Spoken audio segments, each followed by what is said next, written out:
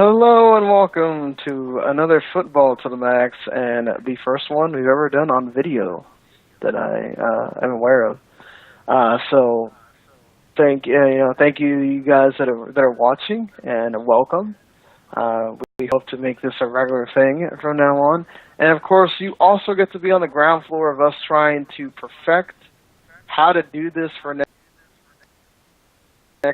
for this upcoming season. We have 4 weeks to try to figure this out, how we're going to cover these games. We did this last year, but we had a sort of format that we did, and it got up to the point where it was really hard to try to stick to that format and also not have the show be like 2 hours and 3 hours long, kind of covering these games. Of course, we all have Game Pass that we all bought separately, so that no one goes around and tries to say that we're doing something illegal here.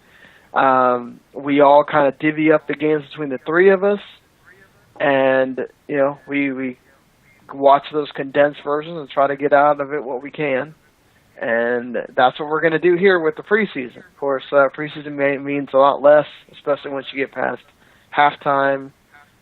You got a lot of players that you're not going to recognize playing, but that kind of makes it fun sometimes too. I mean, what do you think overall this first week of preseason, finally getting back to football, guys? Well, I mean, for one, it's good that we had some football, but the first preseason game means very little to 31 of the teams out there. The one team that you follow, you're paying attention to all of the extra players and stuff, but it's so tough for me this week to really focus in on a lot of things, because most of the games I watched, it was like, oh, there's the starters for 3 plays. Okay, that was fun. And then, okay, here's some people that you really should be paying attention to because they might make an impact. Okay, that's great. All right, now we're in the second half. Who are these people? What are they doing? Oh, okay. Yeah. You almost play the game in the second half of these games of, okay, that corner is going to be working at Home Depot in a couple weeks. That defensive tackle probably going to try to go open his own Brahms. Different, you're trying to, equate what they're going to be doing when they're not in this preseason mode, because most of those guys are not going to be on NFL teams. A spattering of them will be. So, yeah, it is difficult to watch. Especially during this time where we've got a lot of young players and a lot of mistakes happening. I mean, I don't know about you guys, but I got to see the color yellow quite a bit this weekend. Oh, boy. Yeah. Holding on the offense about 30 million times is what I felt like I was watching. Yep. That's all I felt like I heard. Yeah. So. Just, And watching these games, too, I mean, you're also getting a chance to see these new rules in place. That's affecting the penalties. And not only that, I think the NFL's in for a lot of trouble because concussions are coming, baby. That new kickoff rule, that people are taking it out of the end zone more now that they changed it to the 25. Yeah, or they're trying to do the coffin corner, like pin him back there. And it didn't work out that well for one of these teams. But... let's be transparent, just for the fact of we do try to be as unbiased as we can, but, Gary and I are lifelong Cowboys fans, growing up in Texas. I currently live in Miami, so that's why you'll see me covering the Dolphins the whole year. I've lived here for 4 years, but I've had family here, so I'm kind of a little bit partial to the Dolphins a little bit. But Cowboys are my team. Gary's Cowboys, everything. I mean, you go to his house, he's everything Cowboys. And, Randy is a Jets fan. So just to be sort of transparent about if you hear us kind of talking about those teams a little bit more, it's because they're a bit closer to our hearts. And we should probably start, Gary, with the ESPN not Monday Night Football game of the week. With the Cowboys and Rams, the Cowboys figure out how to lose it at the end because, Jamil Showers is not that great. But Dak Prescott looked wonderful in the time that he was on the field. Look, I know it's preseason. I know you're talking about him going against some second stringers and whatever.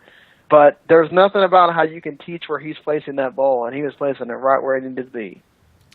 The thing about Dak Prescott, it is a knee-jerk reaction, and I think we can all agree probably that's where it is. And I'm not saying he's not great, for what he could do.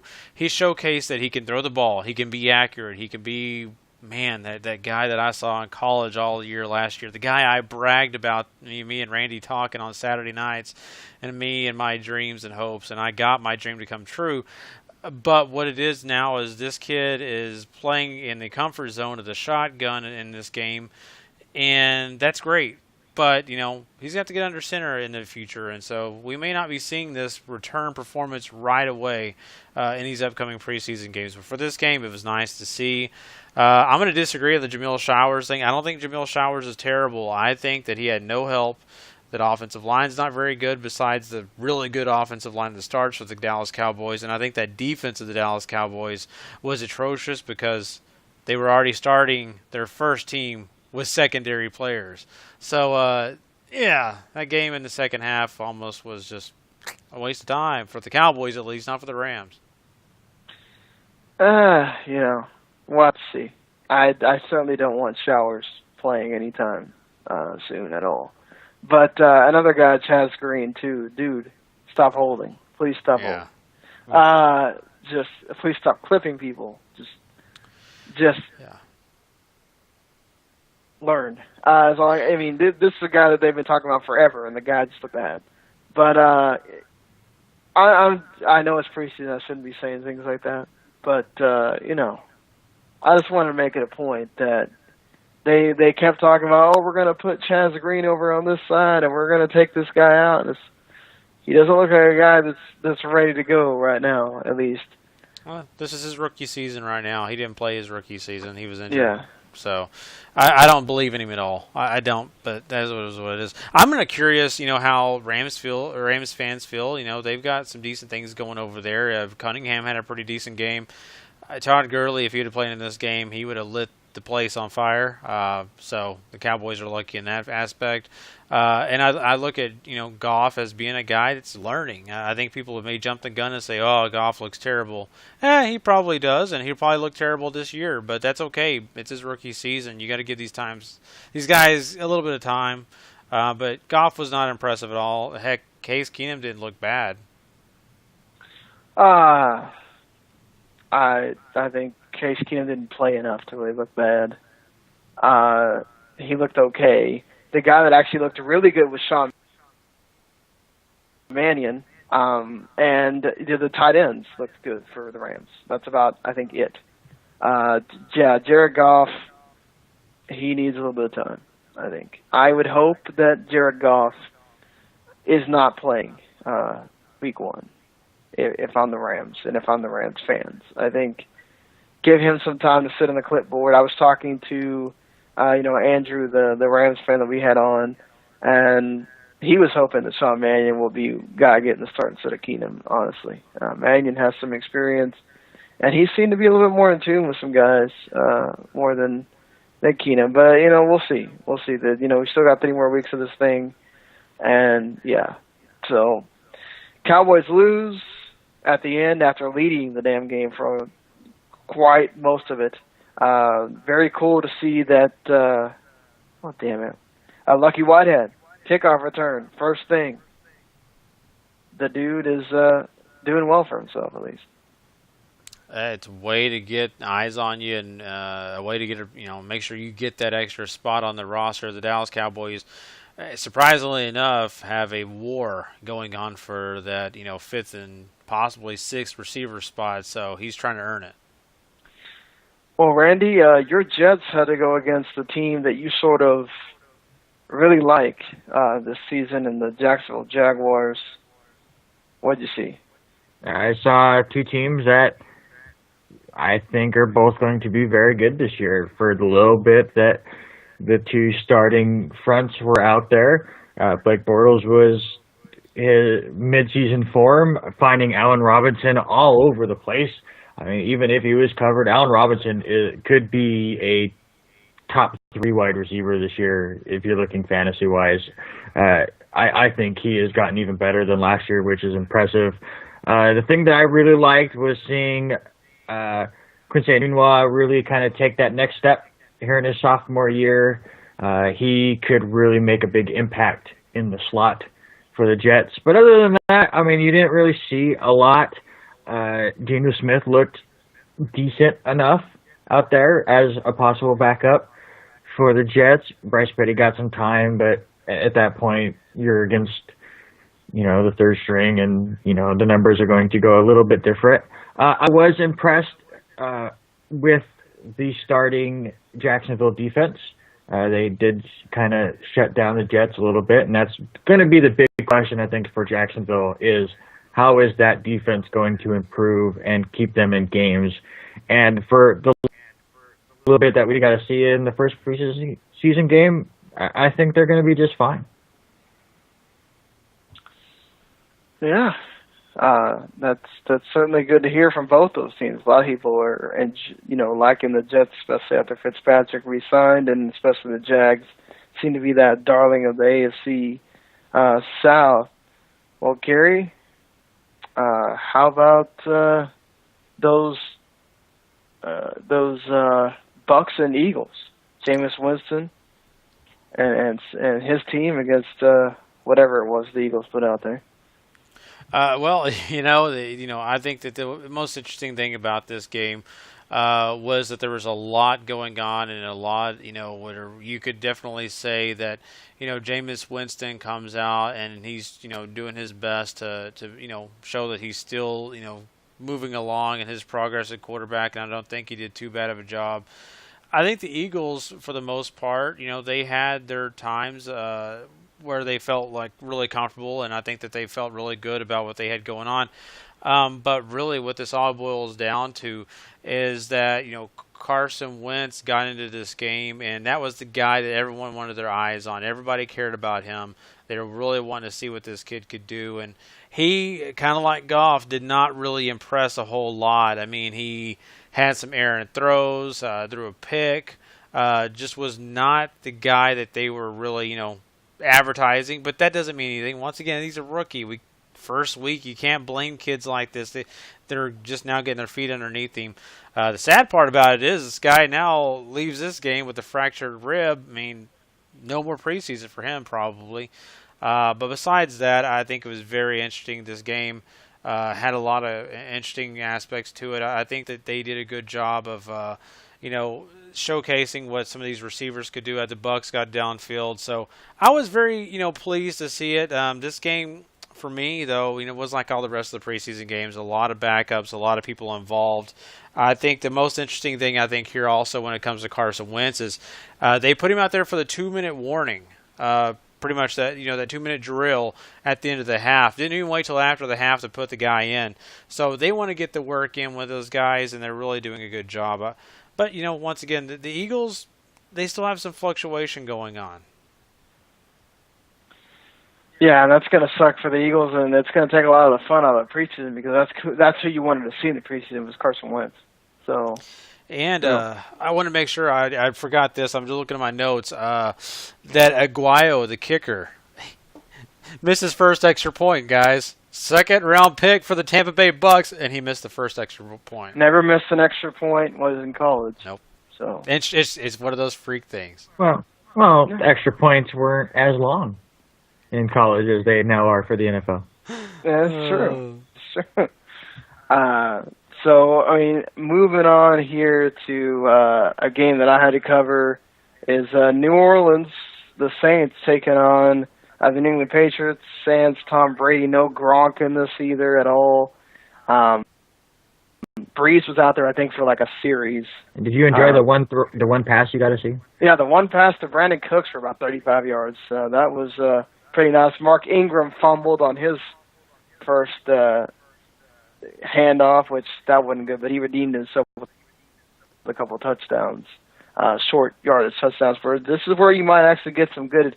If you're talking fantasy, you might get something good out of Mark Ingram for your short yardage touchdowns because he's the biggest sort of back that they have. Garrett Grayson actually looked okay.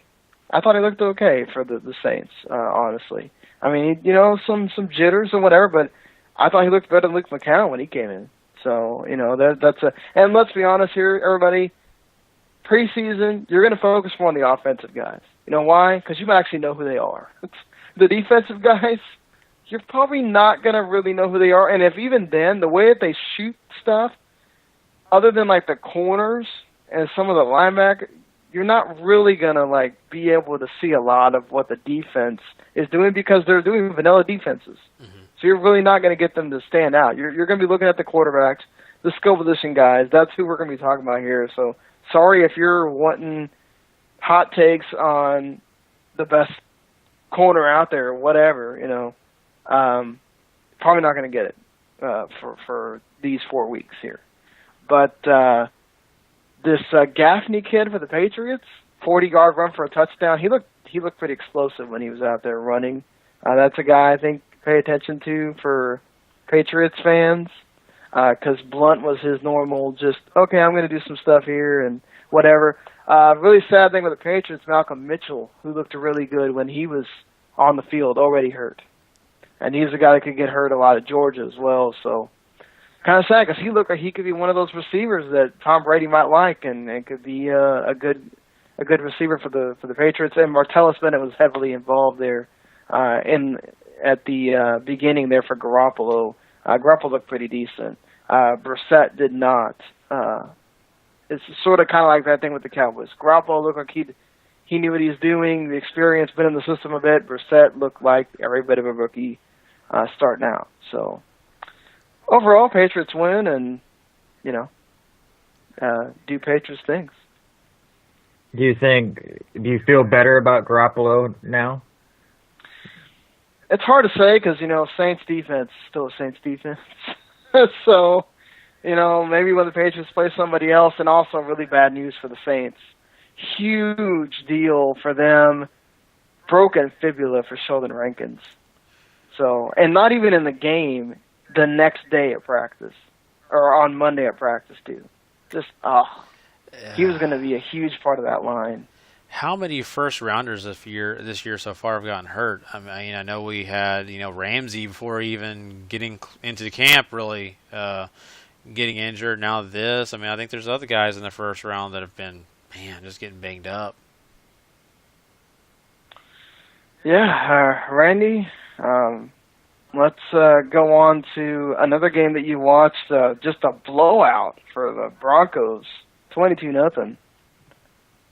Yeah, we can skip on the Bears. I don't think anything of note happened there other than it's the Bears and they're not that good.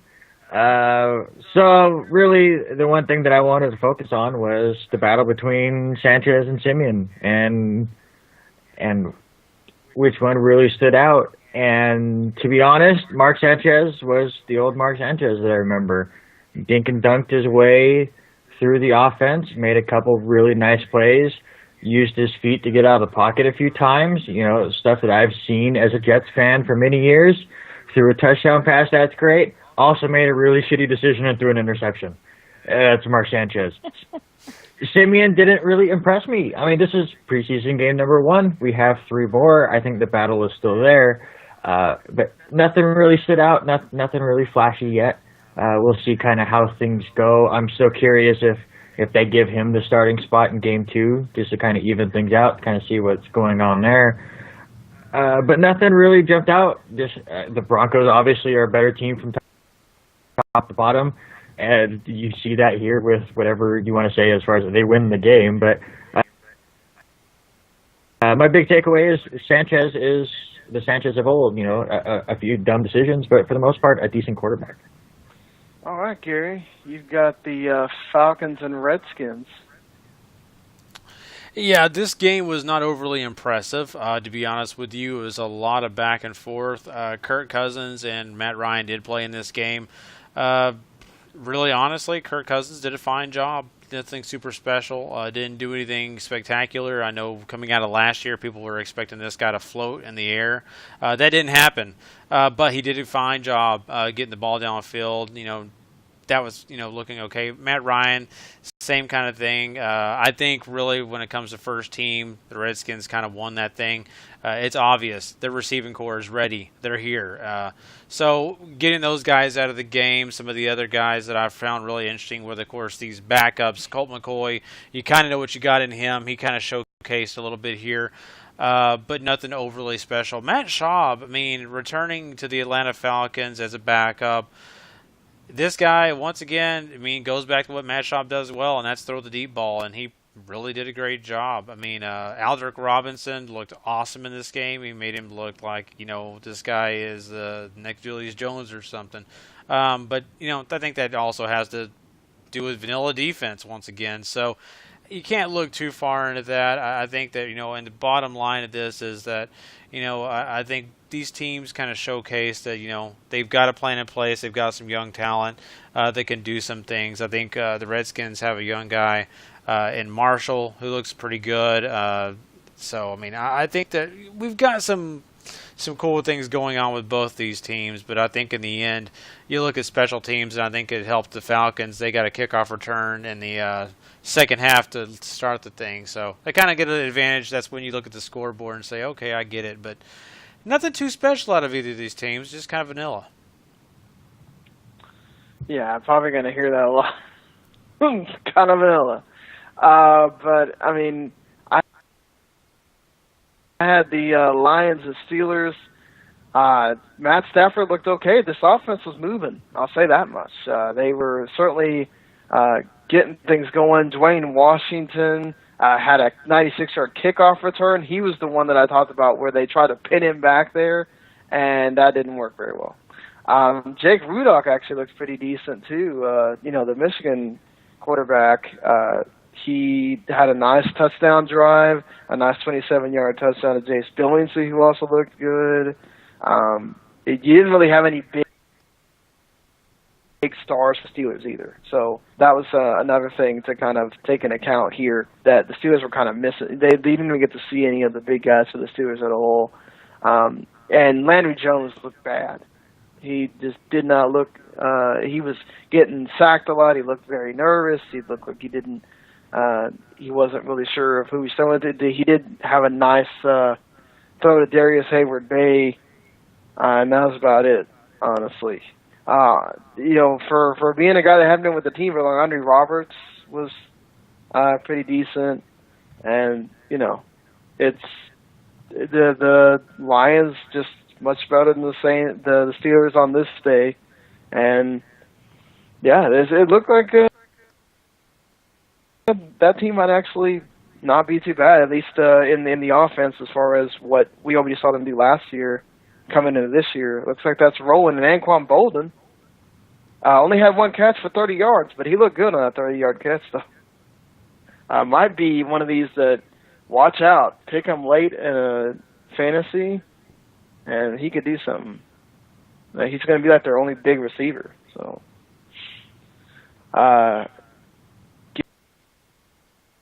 Randy, let's move into talking about those Green Bay Packers and the RG3-led Cleveland Browns.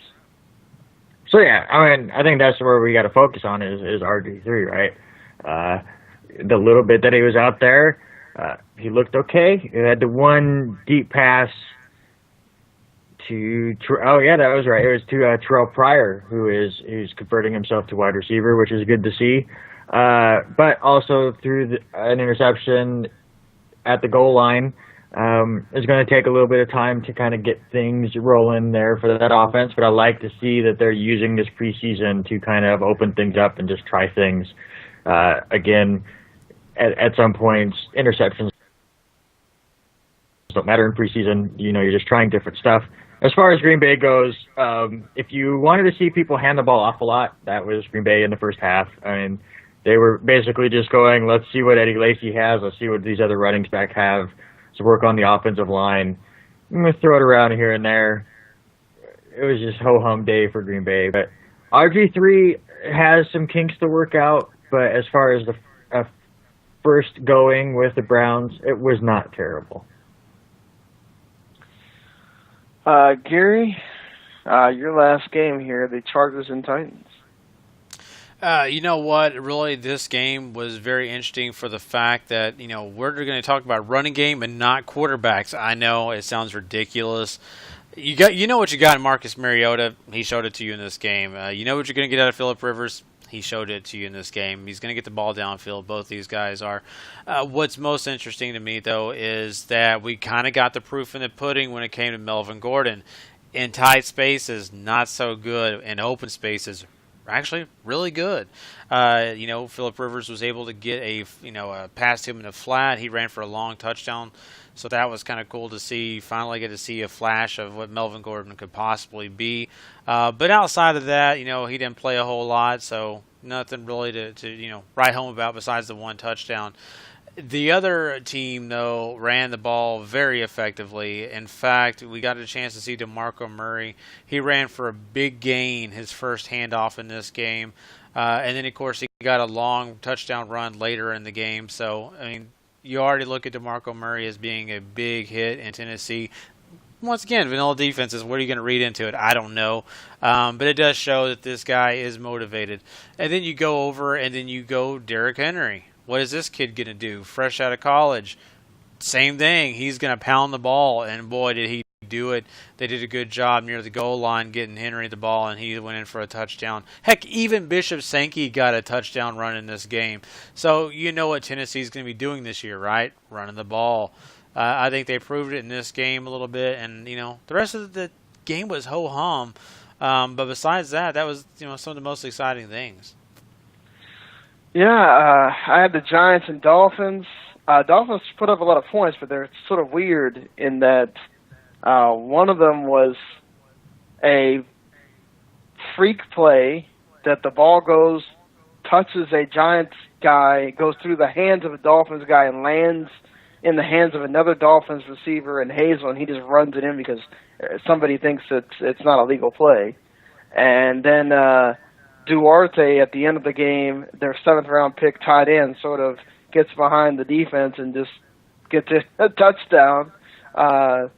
It's not, honestly, Tannehill didn't look good in the I think 3 series that he had. Nassib, Eli Manning did not play in this game, and Nassib, just tell you what, that guy, that's the reason why he's a backup. He didn't look good in this game, and Matt Moore didn't look good in this game either. Interceptions and sacks, and the defenses look good, tell you that much. Dolphins and Giants defenses, you kind of knew what you were going to get. You got some Olivier Vernon, you got some JPP kind of clogging the lanes there. So maybe Dolphins and Giants, you're going to get some defensive battles there. But and the Dolphins, other than a few things from Williams, they might the issues at running back are going to be showing a little bit. I think, at least from when you get from this game, and don't sleep on Paul Perkins because he might be the guy that ends up playing down the line for the Giants. Even though kind of all the Giants running backs looked good at the beginning, and then it kind of went on. It wasn't until Perkins got in that they looked better as it was. But yeah, just not the greatest game as far as just some great smooth play or anything. Yeah, so Shepard didn't get a chance to shine because Nassib couldn't get him the ball. Yeah, I think Shepard had like 1 or 2 catches. It wasn't anything, outstanding or whatever.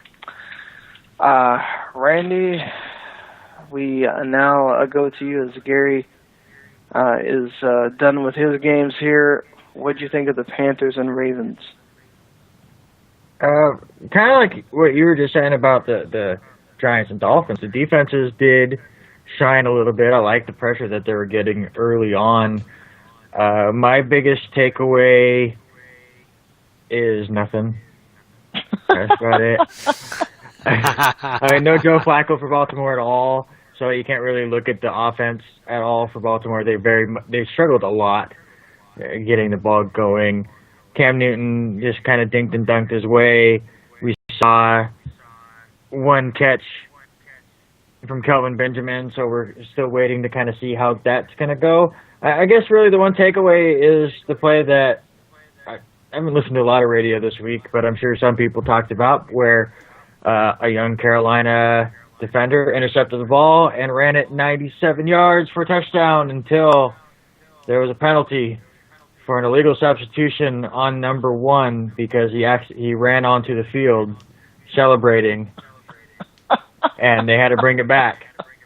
I was surprised I haven't heard as much clamoring about how terrible it is that Cam Newton would run on the field, but that's what I love about Cam Newton. It's preseason. Who cares?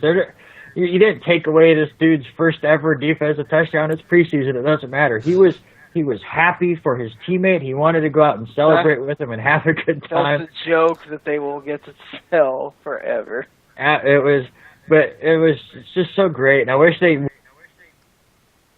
would have got it on videotape. I went back and watched the broadcast, every single one, and none of them that I saw had footage of it. But that's my takeaway: is Cam Newton was excited for a young defender and got a penalty. That's pretty awesome. So the Raiders and the Cardinals. Carson Palmer wasn't in very long, and he had his moments where he looked good. He has moments where he didn't. David Johnson also wasn't in very long. Drew Stanton, boy, all he did was overthrow people. That's a lot of what he did. What's his face? Dang it. Derek Carr was in for a few series. He looked okay. Matt McGloin, you can tell he has experience with being the backup and being the guy that kind of works with these guys. DeAndre Washington, I think, is going to be the guy everybody talks about as possibly that change of pace guy for Lamonte Murray, and possibly even starting if Washington really keeps going, because he had some long runs in this where he looked really good. Jackson Sipley actually looked pretty decent for the Cardinals. That's a plus for them. And Connor Cook, he didn't have to do a whole lot. The defense was playing really well for the Raiders. And DeAndre Washington kind of carried him there for the one drive where they scored a touchdown, if I remember right. So, yeah. But Raiders kind of skunked them. And that's about it. Even the other guy, the other running back, Atkinson, there was one time he makes this move on a guy and totally makes him go the other way. And then he scores a touchdown. I'm like, oh, crap, wow. Okay. I mean, it's probably third string guy that's not going to play at all in the league, but still pretty cool to see. But, Randy, I mean, we keep rolling here.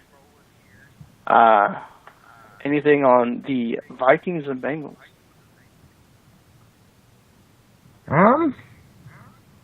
This one I didn't get to really watch that much of, just kind of highlights. Andy Dalton not up there very much. Same with Bridgewater. Pretty ho-hum game. Big takeaway is A.J. McCarron continues to improve. I liked what I saw a little bit from him last year. He made some mistakes, but I think he came up big. And, they really let him shine here in the first preseason game. He was out there for most of it, more than any of the other quarterbacks on the team. And he could be one that could take over the role at some point if they decide Andy Dalton can't get him over that hump. If they finally go, okay, we get it, you're really good in the regular season, you're not winning us any playoff games, we're going to go to A.J. McCarron. He can, or I guess another way to look at it is he is auditioning for a different team, but he's still looking very good.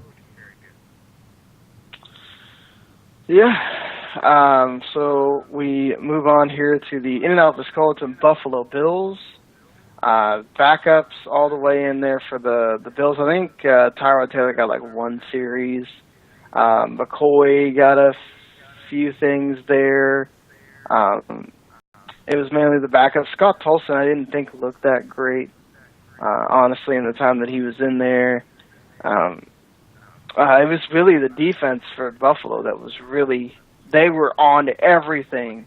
I mean, anytime it looked like Tulsa was throwing, they were there to bat it down. They were just so that defense came to play for this one. Cardell Jones almost freaking got him the win at the end, but he didn't. They failed the 2-point conversion.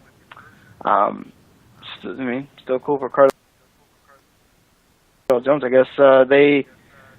This was, I think, one of the most competitive sort of games, like close games that you had in the preseason as far as that goes. But I didn't get to watch too much of it. But what I did get to see, I don't know how much you can take out of it because I don't really know who's going to be playing for this team that was there that we got to see. Other than the Bills, the guy that actually broke Geno Smith's jaw, he has got a major knee injury, probably some kind of ACL thing, and he's out. So that continues the Bills' injury woes there.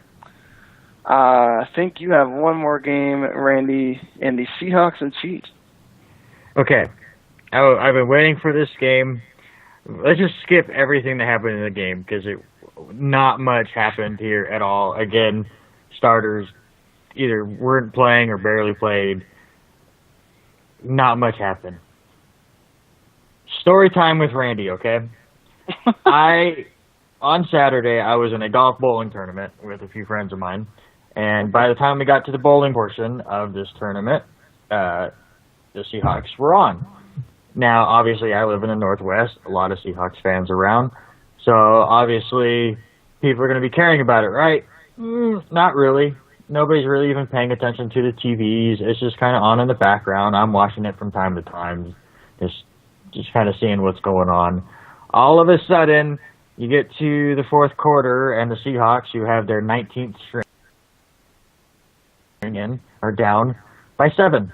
The time is clicking down, and they're probably 45 yards away with time running down. Last play of the game, quarterback rolls out, throws a deep bomb into the end zone. Obviously, nobody's practicing Hail Marys at this point, so it's one-on-one coverage. The receiver makes a great catch. All of a sudden, they're down by 1. All of a sudden, the bowling alley wakes up, and everyone starts freaking out like it's a regular season game or something. Like, oh, my God. And then they were all surprised. They're like, what are they doing? They're going for 2. Or like, if they're going to tie the game in the preseason, of course they're going to go for 2. Why the hell not? No, yeah. Like, they were confusing the hell out of me. So they go for 2. They make it. They win the game. Everyone is stomping around and hitting things and making all sorts of noise while me and 3 other people are just standing there going, it's preseason game number 1. Seahawks fans drive me nuts. Oh, man. And listen, the Jets are 1-0 in the preseason. I don't give a fuck. Yeah. Sorry for my language. I don't care what their record is. So for the Seahawks to win the game in pretty cool fashion, I will give you that. Yeah. It wasn't like Kansas City was going, oh my God, we have to win this. Let's go into defense. They went, okay, they're going to go for the end zone, but we're going to stay in our defense. And the third string cornerback didn't make the play. Good God, just. Oh, wow. And this is why. Scary. Like, didn't we win a Super Bowl one of the years that we were 0-4 in the preseason? Oh, yeah, we did. And then in the season, we won all the preseason games. We went 1-15. Yeah, so that tells you everything you need to know about the preseason. It means jack shit. So, it's good to evaluate like the guys that are on the bubble and all that stuff. But as far as the starters that are getting paid the money, they aren't going anywhere. And that's to be said here of Brock Osweiler, who did not look good in this game against the 49ers. Blaine Gabbert got to basically compete with himself because Colin Kaepernick has a sore shoulder, did not play in this game. He had a 43-yard touchdown of Vance McDonald, which actually looked pretty nice. Carlos Hyde fumbled, which is a problem for Carlos Hyde. He needs to figure that out. And the Texans ran it back for a touchdown. So that's one of the points that the Texans have scored in this game. I mean, overall it was the preseason again. Lamar Miller, or not much. Actually, Braxton Miller actually looked pretty decent in here. He had a ridiculous 24-yard catch, and I was like, oh, there's Braxton Miller. He's arrived. Will Fuller did not do a whole lot, but it's preseason. Tom Savage looked decent, so good that he's the backup and everything. And it's Houston wins, and it doesn't matter, and it's whatever. We'll see if we see more of Osweiler doing okay. But at least Gabbert got to say something for himself, going 4 for 10 and 63 yards in that touchdown. So, man, at least Kaepernick, a little bit behind the 8 ball right now, as far as that goes. But that's your preseason. That's all of your games.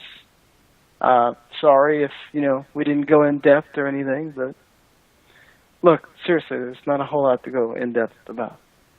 It doesn't matter if your team won or lost. Nope. No, it doesn't, and it's really hard to get a handle on some of the players, too, even the second stringers or whatever, because they can go out and have a terrible game in the next